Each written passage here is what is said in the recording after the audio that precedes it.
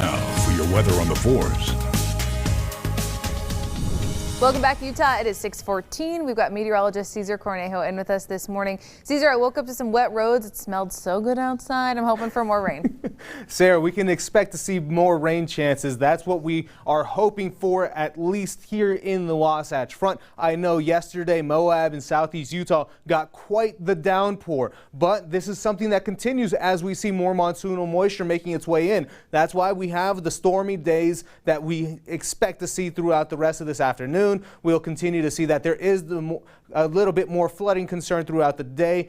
We finish out the work week on the wet side, and then by the time we get to the weekend, is it a washout? We'll see in just a moment with the 7-day forecast. But so far right now, taking a look outside of our Southern Utah University camera network in St. George, beautiful sunrise so far right now. Cloud cover still hanging around, just showing how much moisture we still have in our atmosphere. Again, it's all moving in from the south-southeast. So as it continues to move in that direction, we get all of that moisture. You can see that it's still hanging around some of the higher elevations. So that's where we see some of the storms starting off first. But do not rule out that they can go into the valleys, and all of that moisture actually keeps us on the cooler side. Well, not cooler side, below average, better yet said, because it is still summer. We still will see temperatures in the 90s for us, but storms start to pop up during the afternoon hours.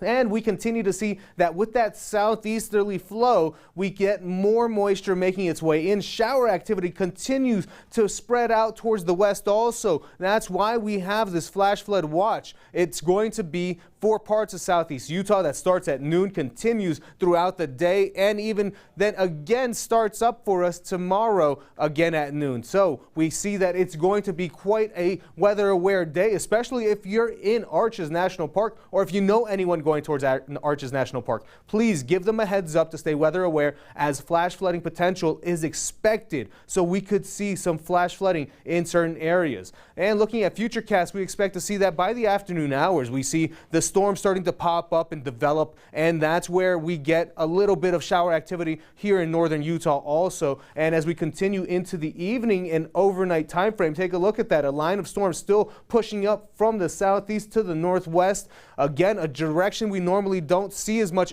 overnight, so that will be something to keep an eye on as you do make your way out for your morning commute. And going even into Friday, we see again more moisture working its way in, storm activity really creating some issues for us even going into Saturday. So keep that in mind if you do have weekend plans outdoors. Regional forecast, we're expecting to see that temperatures range around the 90s and even some triple digits as we look at St. George's 7-day forecast. That triple digit day will be today. We continue to drop in temperature and increase in shower activity going into the weekend. Wasatch Front, very similar 7-day forecast where we see temperatures dropping and storm chances increasing for us as we go into this weekend. Looking